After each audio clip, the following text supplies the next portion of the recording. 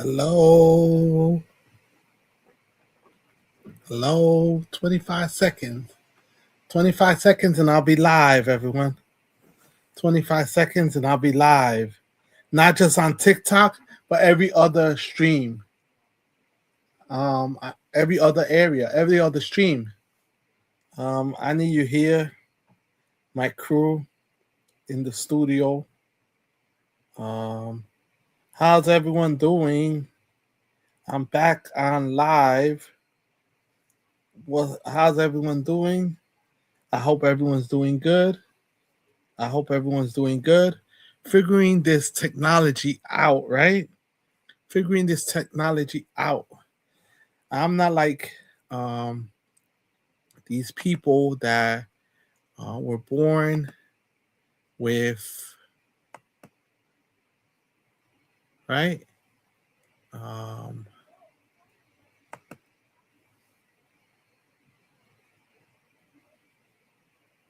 so I was gonna go live on X also, but X is experiencing technical difficulties right now. They're not allowing me live on X. How's everyone doing? I hope everyone's feeling good, energized, ready to go, ready to listen to a person that was not born with a computer in front of them, but is trying his best to adapt to the new age of technology, right? The new age of technology. Things are a lot different than what they used to be, right? Things are a lot different than what they used to be. And so be patient with me, right? Be patient because um, I'm not the technology savvy person, but I'm going to try to be. The theme of today's show is snow and the rich. How do we handle all of this? Snow and the rich, right? Let me know if you can see me well. Um, I suggest you comment as much as possible. Um, and we're going to try this one more time, right? We're going to try this one more time, right? We're going to try to fire it off without any hitches, right? Earlier, I tried to do it a different way. And now let's try it this way, right?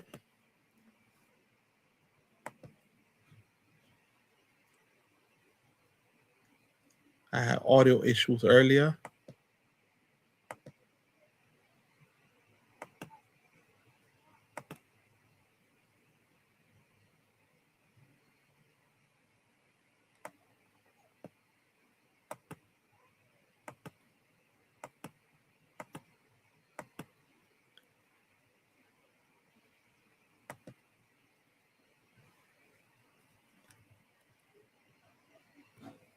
And the video still does not play the audio, but you get the drift.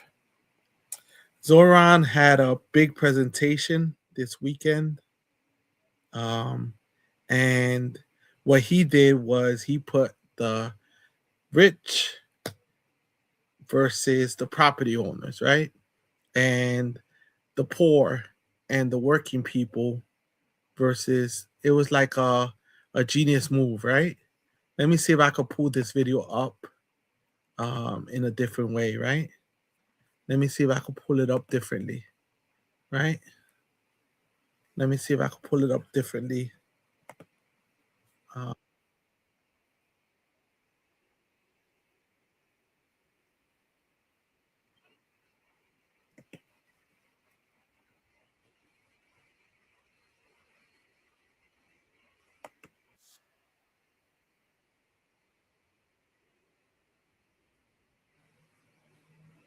okay, so let's watch this other video.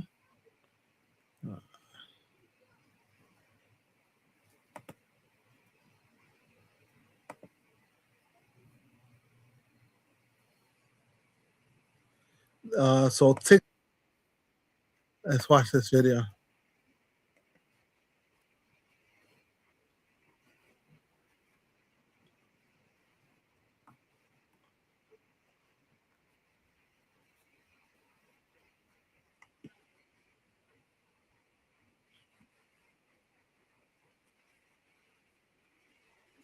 Thank you. It helps all of us New Yorkers. You don't see him shoveling out here. It's a hard job. What do you think? I'm the owner of the restaurant and I'm doing it. I'm going to Florida tomorrow, so. A little uncomfortable, but we got to do what we got to do because it's a lot of snow, but we were born for it. 20 is not enough. You're shoveling for the city. Mom Donnie's offering $20 to shovel. That's correct. Hustling it out. We're good. Donnie's killing $18 an hour. Let him pay more. His wife got expensive shoes, so he could afford them. Never, quiero trabajar. Thank you. It helps all of us New Yorkers. You don't see him shoveling out here. It's a hard job. What do you think? I'm the owner of the restaurant and I'm doing it. I'm going to Florida tomorrow, so. A little uncomfortable, but we got to do what we got to do because it's a lot of snow, but we were born for it. 20 is not enough. You're shoveling for the city. Mom Donnie's offering $20 to shovel. That's correct. Hustling it out. We're good. Donnie's killing $18 an hour. Let him pay more. His wife got expensive shoes, so he could afford them. Never, quiero trabajar. So what do you think?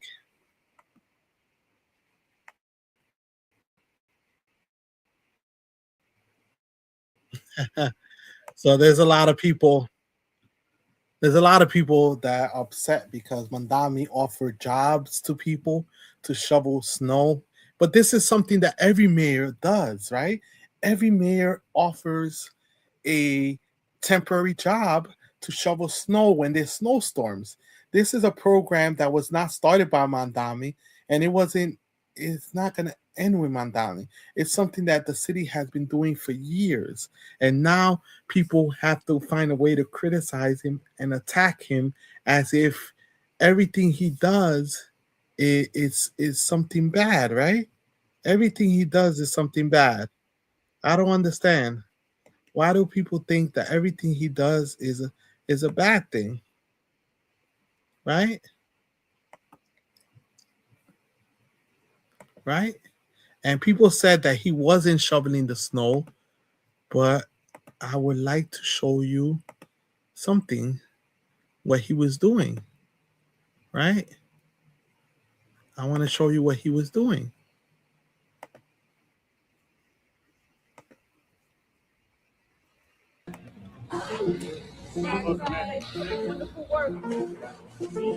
He was out shoveling snow today. Right? See? No mayor I have ever seen do this before. No mayor have I ever seen shoveling snow before. Right? Never. Never have I seen a mayor shoveling snow. Right? Have you ever seen a mayor doing this? So why so much hate?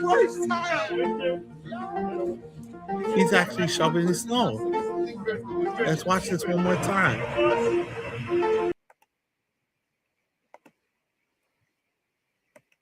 Right? He was actually shoveling snow. So people have this hypocrisy. They want to say that hold them to a higher standard than any other mayor they have ever held to this standard, right?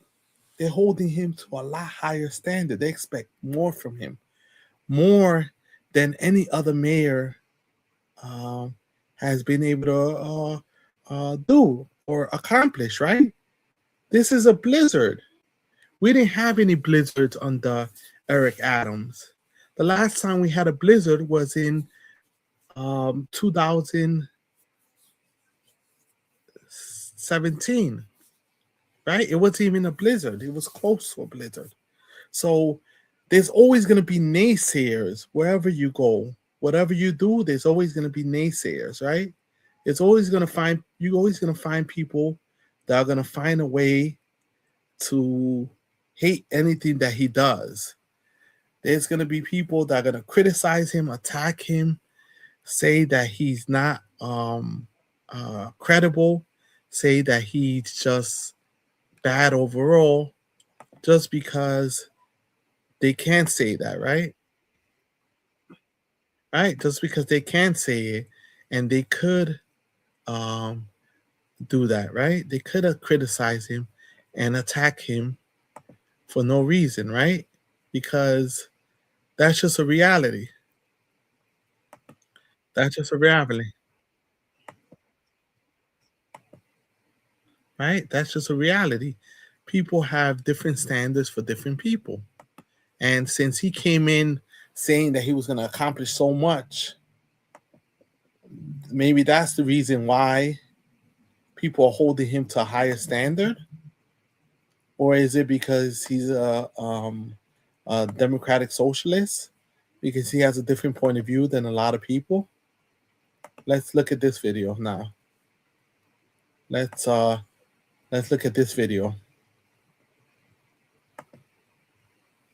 of Zoran in the press conference delivering on his promise if there was going to be a snow day that he would actually how can I say deliver on that promise of a snow day for the school children.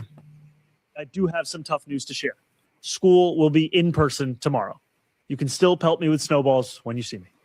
I hope our students enjoy their snow day today and stay warm and safe throughout, but I do have some tough news to share. School will be in person tomorrow. You can still pelt me with snowballs when you see me. So a lot of people are angry about this.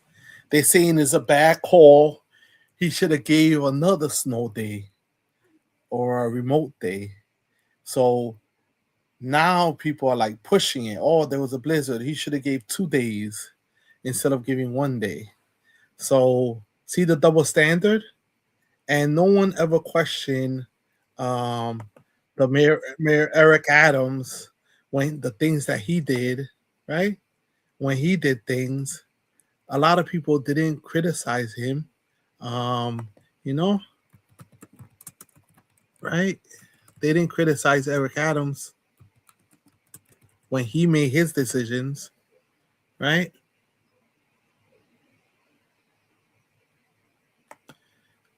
See the difference between a mayor that does what he's supposed to do and actually speaks for the people. Let's see the former mayor and let's see what he had to say on a snow day. What he had to say, right? See the difference is like night and day. As my son would say, just do Netflix and chill. Stay home. This is a good baby making day. You know, we want to improve their population. You know, so you know, as my son would say, just do Netflix and chill. Stay home. This is a good baby making day. You know, we want to improve their population. You know, so you know, as my son would say, just do Netflix and chill. Stay home. This is a good baby making day. From inside City Hall. This is what he was doing from inside City Hall in the nice warm command center. He wasn't like Eric Adams was talking about people making babies instead of speaking about the issues that were happening and actually getting hands-on and leading from the front, right? A good leader leads from the front, right? He's out there. He's seeing what's happening. He's driving around. He's assessing situations. He's watching it not only in the command center, but he's listening to it on the radio. He's listening it, being hands-on, right? That's the primer of success, right? Of a successful manager, right? Even though Eric Adams claims to have more experience, this was his response. Listen to it one more time. Let's listen to it one more time. We want to improve their population, you know. So, you know, as my son would say, just do Netflix and chill. Stay home. This is a good baby making day. You know, we want to improve their population, you know. So, so you see the difference in the seriousness of how serious they take their job, right? How serious they take their job, right? Big difference. And for the first time, not surprising to you all, not surprising, right? Let's see. Not surprising that the New York Post, I don't know if you're surprised, but the New York Post is saying that Zoran should be fired by Kathy Hochul already. You never heard them making fun of Eric Adams, or no matter how many things happen, they would criticize him, but they wouldn't be calling for him to be fired by the governor. Watch this.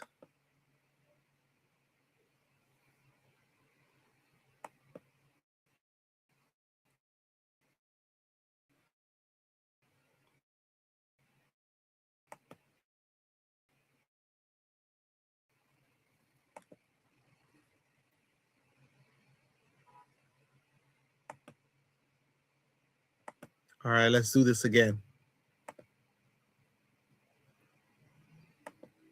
If not, I'll just pull it up a different way.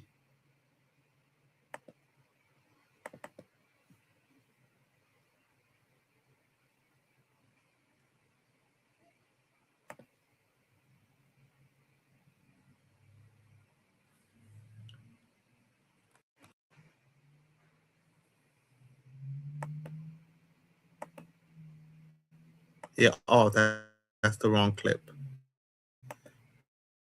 Yeah, that's the wrong clip.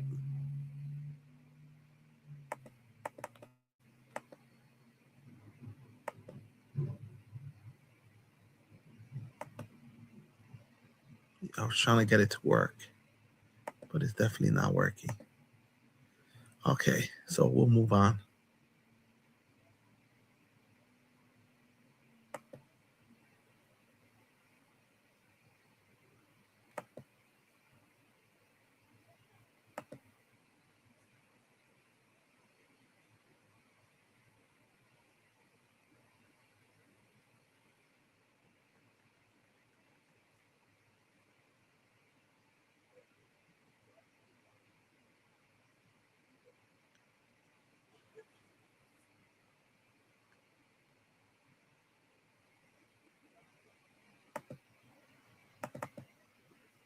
Let's share this one.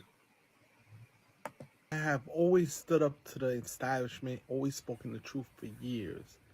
Follow, hit the share button, and also I would need you to donate to the GoFundMe I have set up. $1, $2, $5, $10. Look it up in my profile and you'll be able to see it.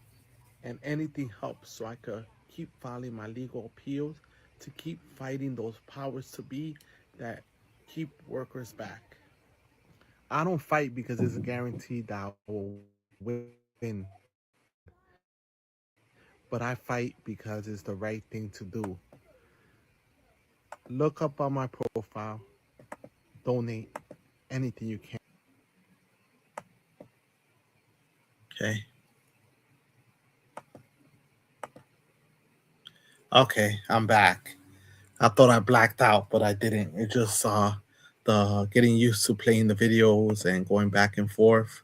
Sometimes the videos don't want to play, so I gotta go back to other places and play the video on a separate platform, right? That's the only way I'll be able to find them, right?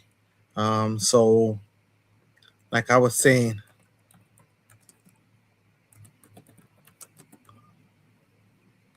give me 1 second.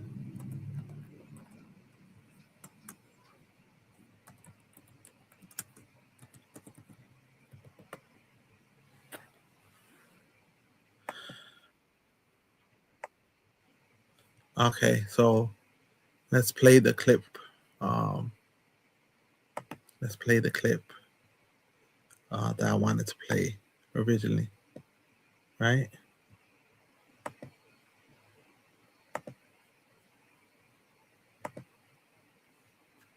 Hassan goes in. Yeah, he goes in, definitely goes in on this. Let me get the whole screen on there. Then he goes in.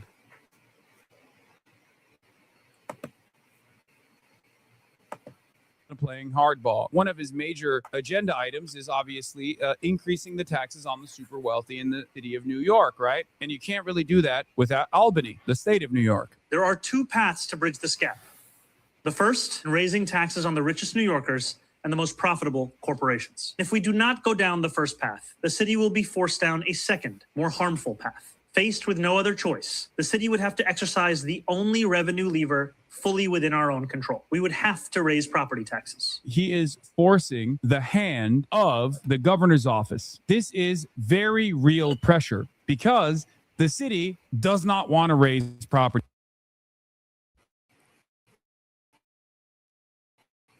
taxes at all. If property taxes are raised, obviously, landlords are unaffordable. It's going to be a burden on working class individuals, which he openly states, by the way, in order to develop more public pressure. Zohran Mamdani is being as transparent as possible. He doesn't have the power to do this wealth tax because he's the mayor. But as the mayor, he has the power to put pressure on Kathy Hochul. And he also has the power to pursue different kinds of taxes at the city level. One of the things that he has the power to do, raise the property taxes. He's basically saying these are the options that we have. Someone's going to get taxed. It's up to you to either tax the middle class and working class individuals by way of raising the property taxes and then having landlords fucking raise the rent and 33,000 new individuals in the country, or we increase the cost of living for 5 million New Yorkers. It's a brilliant way to apply pressure to Kathy Hochul. Zohran Mamdani has officially moved on to playing hardball. One of his major agenda items is obviously increasing the taxes on the super wealthy in the city. So a lot of people are like holding Zohran to a different standard. Eric Adams' name has fallen off and people are not talking about him anymore. They're not mentioning Eric Adams as being the cause of all the problems and all the holes that he left. He was using accounting tricks to try to pretty much control the narrative, right? He was using accounting tricks to make sure that the money went a certain way and it looked good for him, but he was just pushing the problem to the next person, pushing the problem to the next year, pushing the problem to the next year, using accounting tricks and using the retiree stabilization fund, which was bankrupted, because that was a way for them to negotiate tax increases for the unions, so the unions won't be breathing down his back, right? And that was the best thing he did.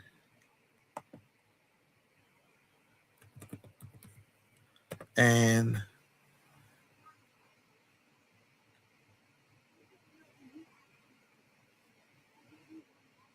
right, they want Zohran to pretty much they're calling on Kathy Hochul to tell Zohran to fire him because he's not managing the she just wants him to resign, right? They're criticizing him really hard, but I don't see them criticizing the way Eric Adams handled the budget, right? They're not, no one's talking about how Eric Adams handled the budget, right? That's the problem I'm having, is that you can't have a double standard, right? You can't have a double standard, right?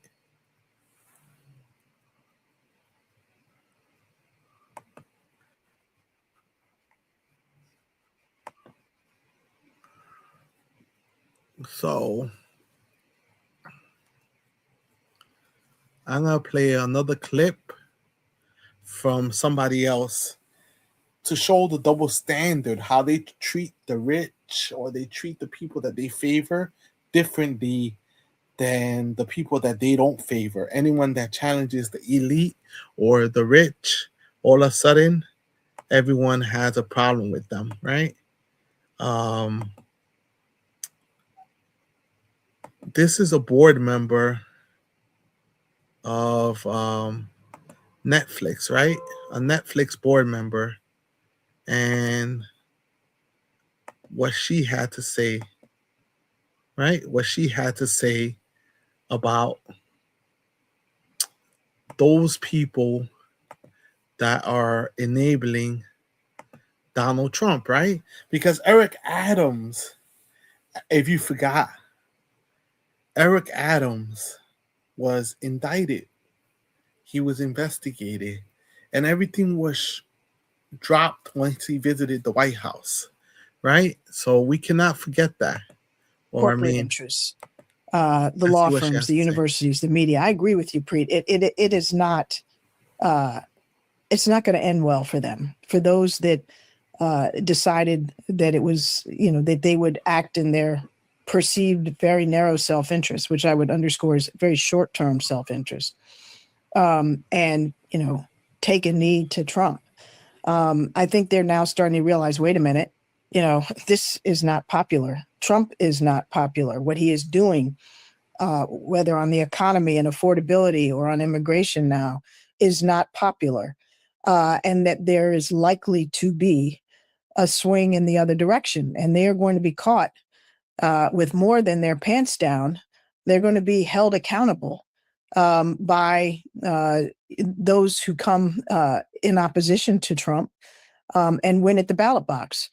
And I can tell you, Preet, as I talk to leaders in Washington, leaders in our party, leaders in the states, if these corporations think that the Democrats, when they come back in power, are going to, play by the old rules and say, oh, never mind, we'll forgive you for all the people you fired, all the policies and principles you've violated, all, the laws you've skirted.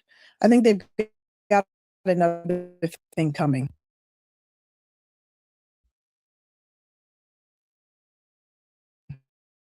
Because, just like when Trump thought, okay, it's to play hardball, they're going to be surprised. Democrats have had a belly full, and we're not going to play by, the old set of rules when these guys are playing by a very different set of rules. We're going to play by the law, but we're not going to violate the law the way they do, but we're not going to be suckers.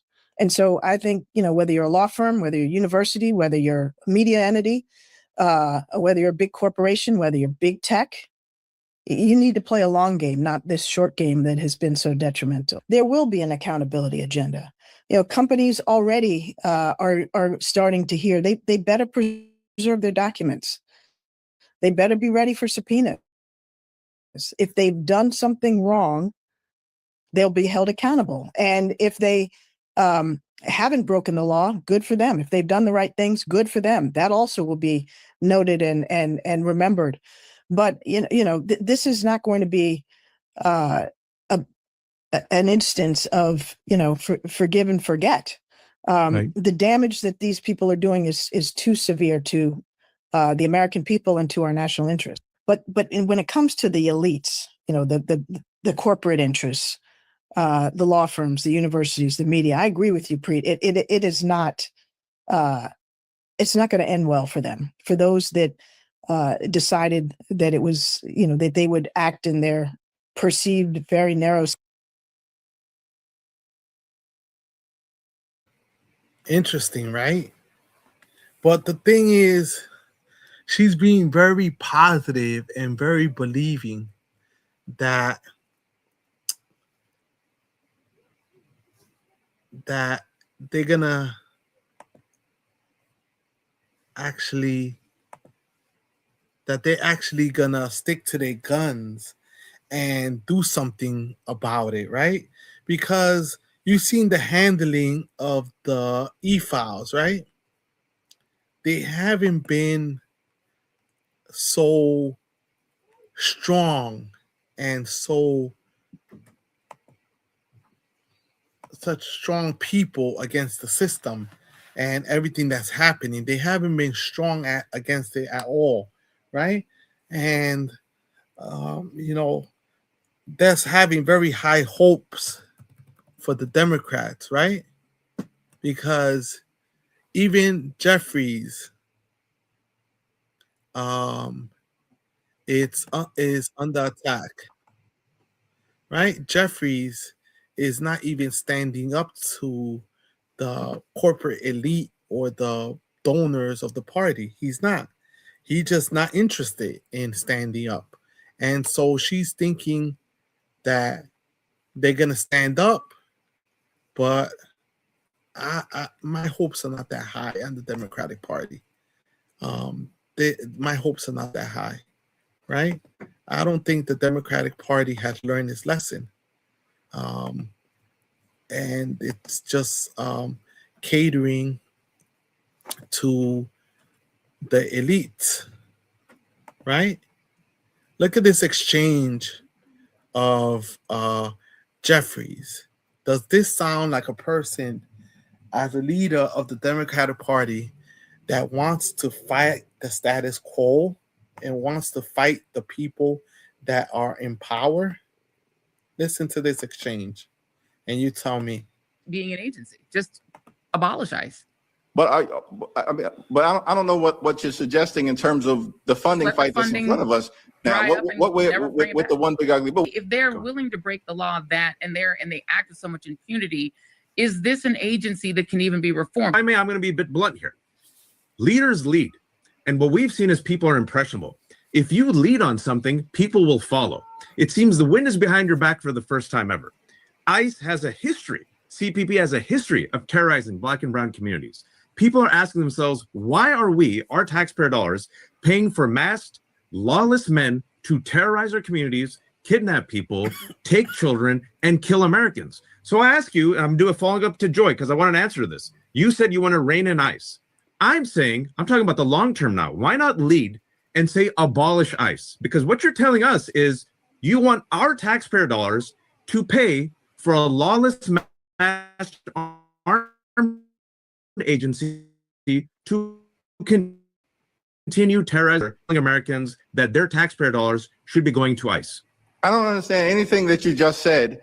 I don't understand anything that you've just said to me when I've made clear that taxpayer dollars should be used to make life more affordable for the American people, not brutalize or kill them. That's the whole reason we're in this fight right now. That's the whole reason the DHS is getting ready to shut down.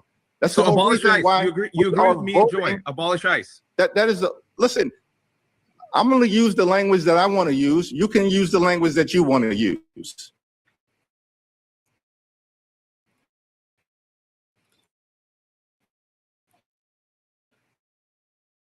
Wouldn't it? I suggest. Oh wow, cat got your tongue. They hit him hard, and as the leader of the Democratic Party, as the minority leader, people expected more from him. They expected him to have that fight that Suzanne Rice was speaking about, and she's counting on these people to do what she's saying they're gonna do if they win the midterm elections. That is, if they win the midterm elections, right? Because there's a lot of things coming down the pipe that a lot of people think that we don't really know what's gonna happen, right? Right? We don't really know. And so let me show you the leader of the Democratic Party in New York. How she thinks. Does this sound like fighting? I can hear you. Given the reception you received last night at Zoran's rally, where people were chanting, tax the rich, Are you going to hold the line on raising taxes, even if it means losing an endorsement or getting a primary challenge? I couldn't hear what they were chanting. I thought they were saying "Let's go Bills." I wasn't sure. I mean, when you're up there, I heard some noise. I heard a lot of cheers. You hear this? She didn't know that they were screaming "tax the rich," right? She thought they were speaking, "Yeah, let's go Buffalo Bills." And she talks about the Buffalo Bills. You know that huge stadium that was built that cost $2 billion in Buffalo, New York? $2 billion that could have been used, in tax write-offs, right? And they're paying for it up front, but they're going to get bonds. They're going to get all this extra money from the taxpayers. So you willing to give $2 billion away to a football team, but you're not willing to plug in the whole of New York City that is in a $5 billion deficit, and you're not willing to help the majority of the people that will vote or will not vote for you. Let's hear what she has to say. But later on, it became clear to me that I know there's passion for that. I mean, I went in there as the leader of the Democratic Party, whose job it is to unify and unify. You heard that, right? The leader of the Democratic Party in New York. This leader of the Democratic Party in New York lost a lot of people in Long Island, lost a lot of people in upstate. The reason why Trump is in power is because of these type of leaders, these feckless leaders that don't really care about the people. And Bernie Sanders told them over and over, speak about the economy, speak about money, speak about how you're going to make life easier for regular people. Speak about that, and you will win this election. Guess what? Donald Trump took that page and spoke about money, spoke about how he was going to bring grocery prices down and all this other stuff. Even though he didn't mean it, but he still spoke about it, right? And convinced people enough to go out to the ballot box and vote, right? Instead, Kamala Harris came up with an 80-page economic plan that most people are not going to read.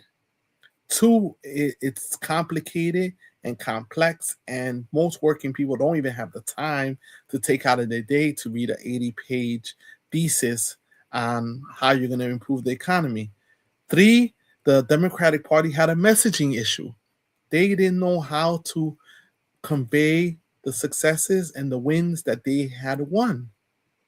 And four, the playbook was leaked out, and one of the main causes of people staying home was Gaza, according to the streams I've seen and the report of the leak of the autopsy of the Democratic Party. But you still didn't learn from the autopsy. You're the Democratic leader in the state of New York, so you read the autopsy produced by the DNC. The Democratic Party produced a report why Democrats lost so many seats and why so many people stayed home during the election, right? Let's keep listening to this. And they don't want to learn. So am I confident that they're not going to lose the midterms? I'm not very confident unless they change their tack and they say we're willing to tax the rich and we're willing to take a stance and to take a stance that's going to help the regular working people that are struggling with mounting bills, mounting costs, electricity, gas, rent are up, food is up, fuel is up. A lot of things are very expensive now, and wages are still down. And the job market is not as good as people make it seem, right? Let's keep listening. Behind the Democratic nominee. I love the energy out there. I told them that. And I want to do is bottle all that up, use it in a few days, but take that to Long Island and the Hudson Valley and make sure. Boom, she said it. Take it to Long Island, to the Hudson Valley. These are the places where they lost seats the Democratic Party. So she's just worried about the election. And she thinks that we're not smart enough to realize that she's talking about the election. Governor Hochul, do you realize we understand what you're saying? We understand everything you're saying. We understand it, right? We understand your code word, your cold talk. Let's listen to it some Sure that more. we can stop the insanity that's happening now while we're in the minority, while we don't have the power, the levers of power in Washington. I want to win back the House. While we don't have the power, we don't have the levers. So sit down, roll dead, roll around like sick puppies, and act like we don't have any type of chance. Just sit there and just lay there because we don't have the power. So you don't have the power to tax the rich? Yes, you do. Through New York. And what I saw in that stadium was refreshing and energizing to know we can harness all that, to be on the same team, and to make sure we can do a lot of great things for the people of this. Refresh. She's on the team, right? She's on the team. She's on board with us. She's willing to help us out. As long as we vote for her, once we vote for her, she'll help us out. She'll help the regular people. She'll help Zoran fulfill his agenda. Once we vote for her for another 4 years, then she'll be willing to help us out, right? Does that make sense? Does that make sense? Should we trust her? State and indeed the country. So no, it's a great event. I enjoy being there. So would you change your mind about taxes? Because of that event? Because of that, and I'm having a lot of conversations about, I didn't ask him for his endorsement. That's the only reason he hasn't. They want to know my time frame. I said, let's get through this election. Let's let the focus be on your race. I have a lot of time to roll out my endorsements, of which there'll be many that I'll be proud of. So that's unrelated to the event. I want to be there as the leader of the party and say, we have a lot of voices in this party. Let's pull it together. Let's win this election and on to 26. Isn't that worrying me, everyone? Notice how these leaders have narcissistic her point of view. Doesn't that worry you? That should worry you, her perspective. Her perspective is like, give me the power, put all the power in my hands, and then I'm going to help you. I'll help you once you put the power in your hands, in my hands again, right? Once you put the power in my hands again, I will help you, right? And that's not how it works, right? That's not how it works. You don't just give up the power to people and then expect them to deliver, right? Let's see.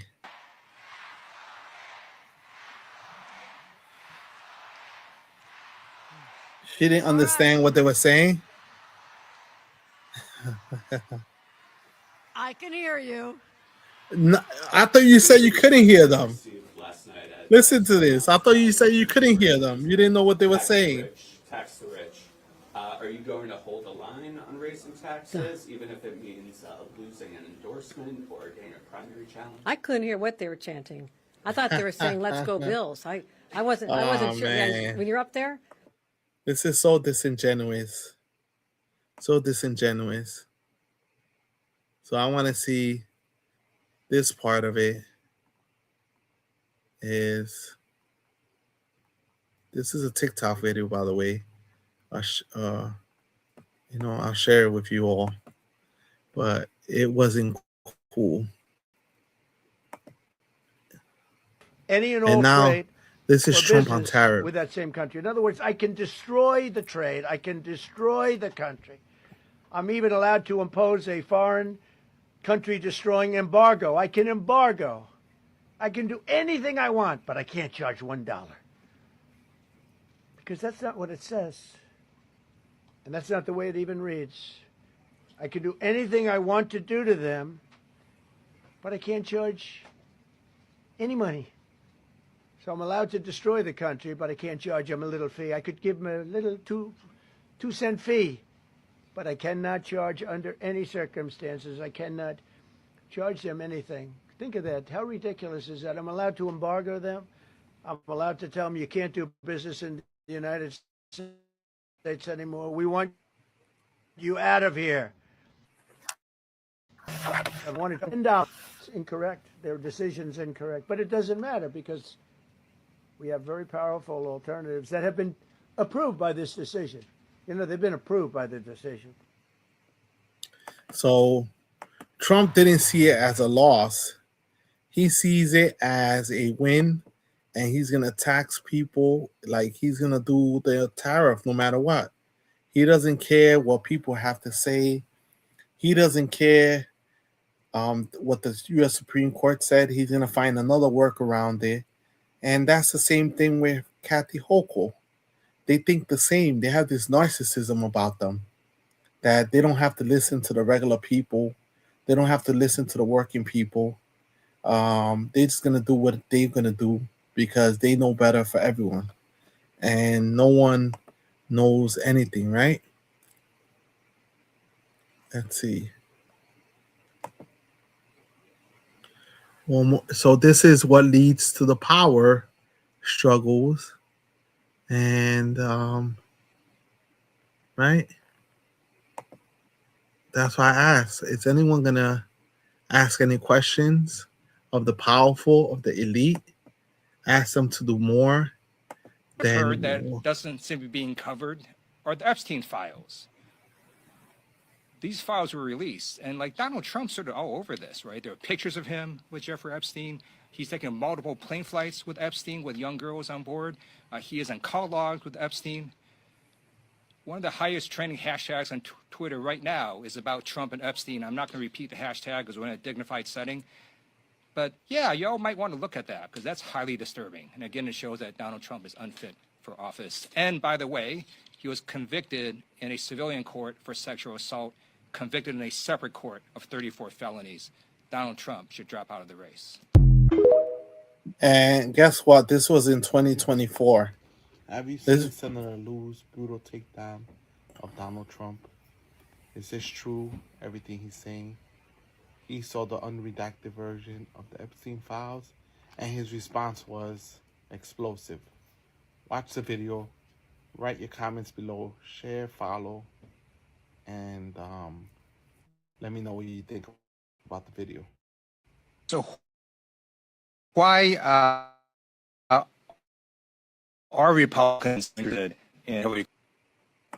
So 2024, right? The first video was in 2024. This is 2 years later, where still nothing has been done. No one has done anything, including the Democratic leaders that claim that they're going to do something about it if they get power again, right?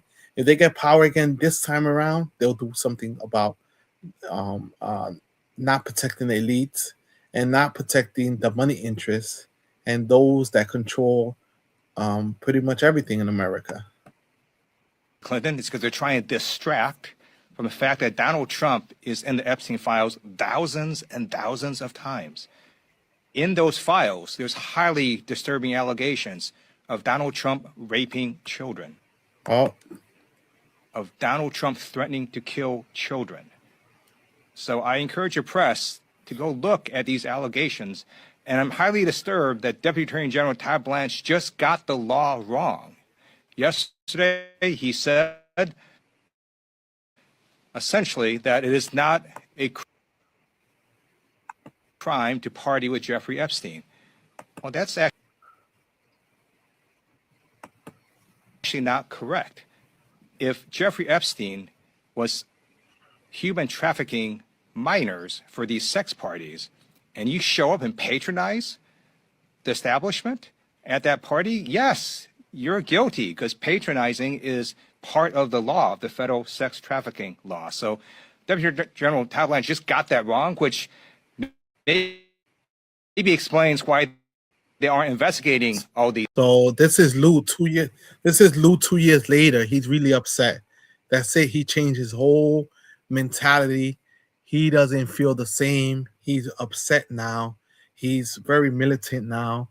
He wants answers and he wants something done. He lost patience, right?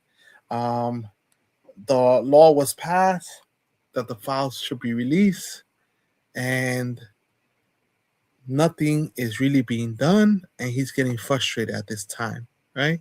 He's getting frustrated because he feels like he just wasting a lot of energy into this whole thing, right? He's wasting too much energy into it, and then that's about it. The last thing I'm going to talk about, is the casinos that are being built in New York City. Kathy Hochul feels like the solution to generate new revenue is by coming up with ingenious ideas, right? Instead of using the taxes that you have on the books, like for example, you have the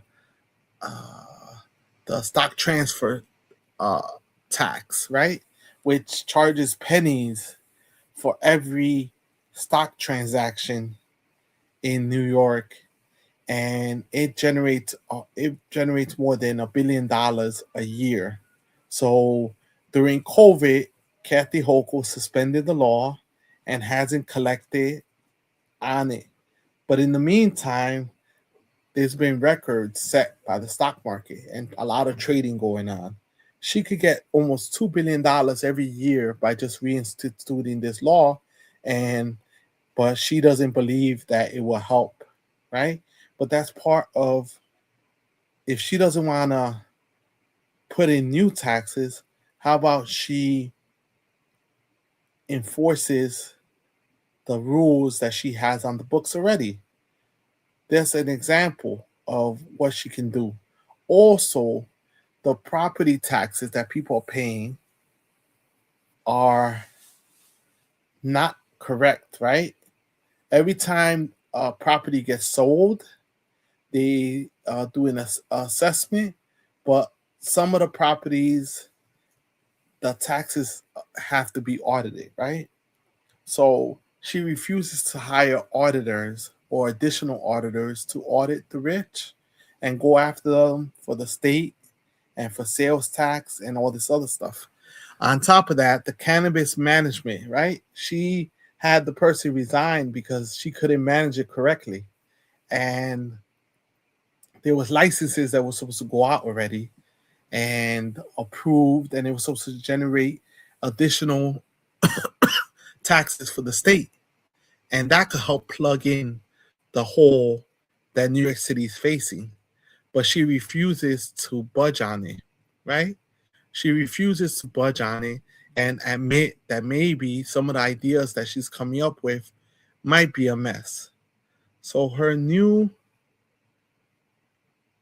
idea is that she is going to, her new idea is that what she's going to do is that she's going to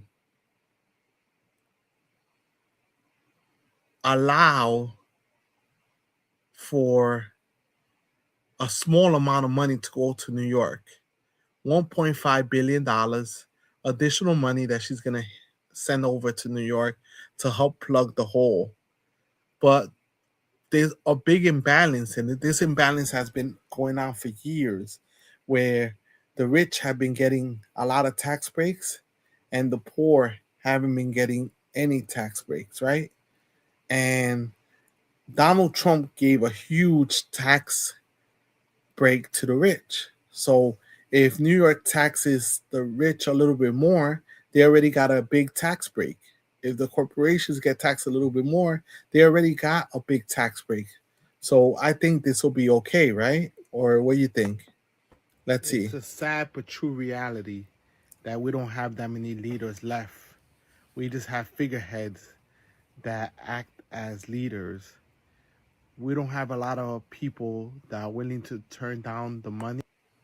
So what happened was that instead, Kathy Hochul's big idea is also to create extra income for the MTA and for the different agencies by creating casino licenses.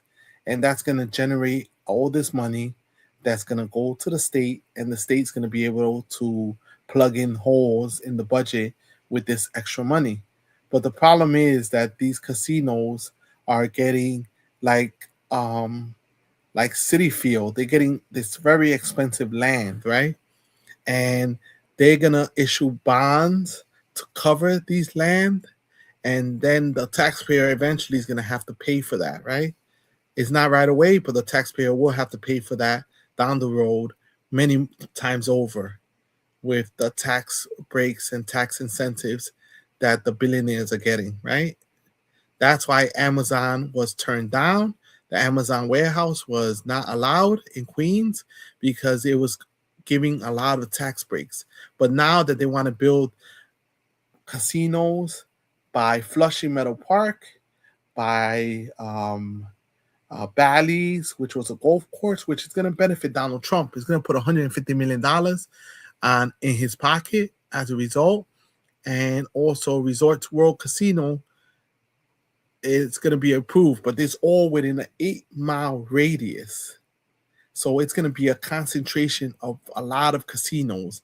And casinos have been shown to be regressive taxes. That means that they tax the poor and they extrapolate wealth from the community. And instead of giving the wealth to regular people, it's giving it to the rich, and then they're taking it out from the community and the businesses around it, and also the people that live around it get affected by it negatively, right? That's been the studies. And make the decisions based on what's right. If you examine the casinos that are being built in 2 in Queens, 1 in the Bronx, within 8 miles of each other, you examine it, the decisions that were made, it wasn't made by a lot of good leaders. It was made by figureheads that just felt like they could decide for the community what will be best for the community without much input, without considering the long-term effects or the environmental effects or the overall health of the community. It was just decisions that were made in cigar rooms, and then they just got rubber stamped by entities within the community. But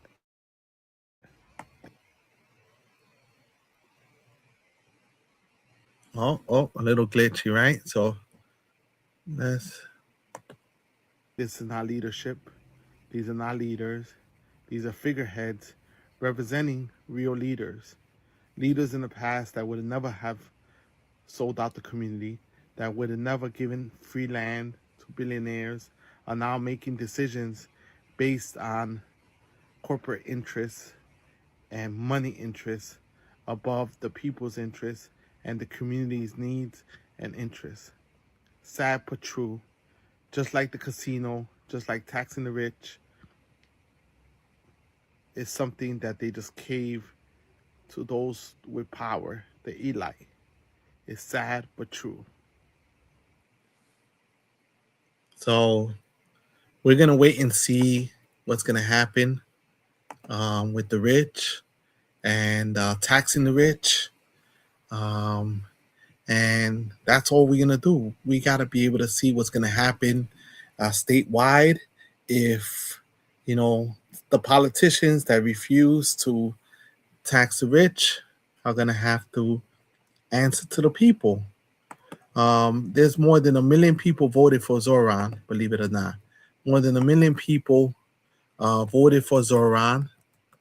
And so there's a lot of people that support this idea of taxing the rich, right? There's a lot of people that support the idea of taxing the rich.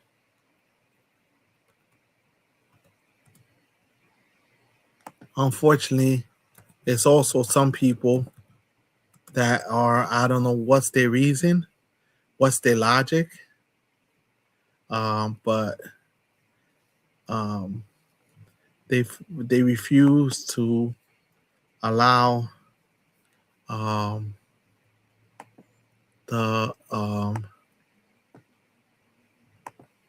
allow the rich to be taxed, and that's a sad thing, right? There's another person that's involved in this process. Julie Menin is on the city council. She's the leader of the city council. She could help by applying pressure on the people, right? So let's see what she had to say about taxing the rich. I want to see what she had to say about taxing the rich, right?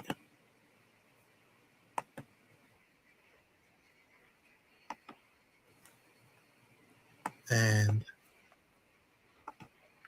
let's see what she had to say. This is Julie Menin, right?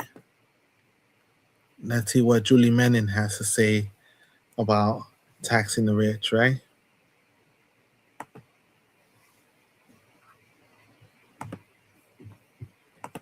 Options right now. There are only two options to fill the city's budget: raise taxes on millionaires and corporations, or raise property taxes. Do you think that there are only two options? I think there's a third path. Look, the governor has made clear she's not raising taxes, and we have made clear that we are absolutely opposed to a 9.5% property tax increase. That's really off the table for us. So Mayor Mamdani, he said that there's two options right now. There are only two options to fill the city's budget: raise taxes on millionaires and corporations, or raise property taxes. Do you think that there are only two options? I think there's a third path. Look, the governor has made clear she's not raising taxes, and we have made clear that we are absolutely opposed to a 9.5% property tax increase. That's really off the table for us. So, Mayor. And this is self-described. This is somebody that claims to be a progressive, right? This is people that claim to be progressives, taking conservative point of views, leaning more towards the right, being very conservative, right? And this is something we got to really reevaluate our politics in New York. Really reevaluate the people we put in power and the people that don't really care about what happens to the regular working people, the poor, the people that are struggling, the people that are living paycheck to paycheck. We really got to examine that. Really got to examine who we put in power, because most of them are just sitting on the sidelines, knowing that we have a lot of rich people living here, some of the richest people in the world, yet we have some of the most poverty-stricken neighborhoods that haven't gotten assisted or helped in many years. The severe poverty in some parts of the outer boroughs in New York City are eye-opening. The problems with the landlords not fixing the buildings and pretty much extrapolating as much wealth from the community is staggering. The amount of rent and that people are paying in New York City is staggering. And people don't get heat. They don't get hot water.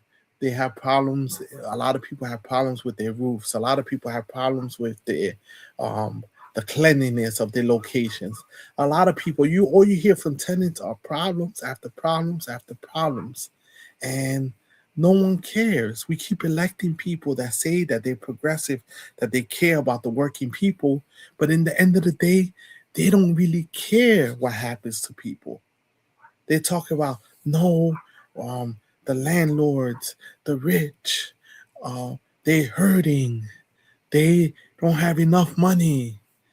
Their mansions are not big enough. Their Lamborghinis, their cars are not nice enough. They need more wealth. And while the regular person is struggling to pay their rent. And they say that supposedly rent is not supposed to be more than 30% of your household income. Ask most New Yorkers what percentage of their rent they're paying, how much of their income they're spending on rent. Ask them, ask around, and you'll see that the majority wouldn't agree with this stance of the governor, the stance of the city council speaker, and we have to really put them in check and tell them we want the rich to be taxed, we want the elite to be checked, we want the levels of government to work for the people, to work for the regular people, everyday people that are struggling to survive. That's all. It's that easy. Why is it that easy, that hard to want to do the right thing for regular people so people can live better lives, longer lives, more beautiful lives, and not have to worry about a plate of food? And think about it, people. Thank you for tuning in. That's all I have for you today. Thank you for sharing the live stream. What you need to do is share and like the screen. I mean the video. Make this stream grow. And make this stream grow, right? Right? And let me play that last video, right? Let me play the last video before I get off, right? I have always stood up to the establishment, always spoken the truth for years. Follow, hit the share button, and also I would need you to donate to the GoFundMe I have set up. $1, $2, $5, $10. Look it up in my profile and you'll be able to see it. And anything helps so I could keep filing my legal appeals, to keep fighting those powers to be that keep workers back. I don't fight because it's a guarantee that I will win, but I fight because it's the right thing to do. Look up on my profile, donate anything you can. It will be greatly appreciated. Thank you so much, everyone. And with that message, I say goodbye. Thank you for having me, and thank you for sharing this live. Share it to as many people as you can. Make this go viral. Let's break that algorithm that keeps the left point of view out of the spectrum, that the common person, the working person, has a ability to be heard and to be listened to. You are the voice of the people. You are the one that can listen. And so share, follow, like, and comment below. Thank you, and have a good night, everyone. Peace be with you.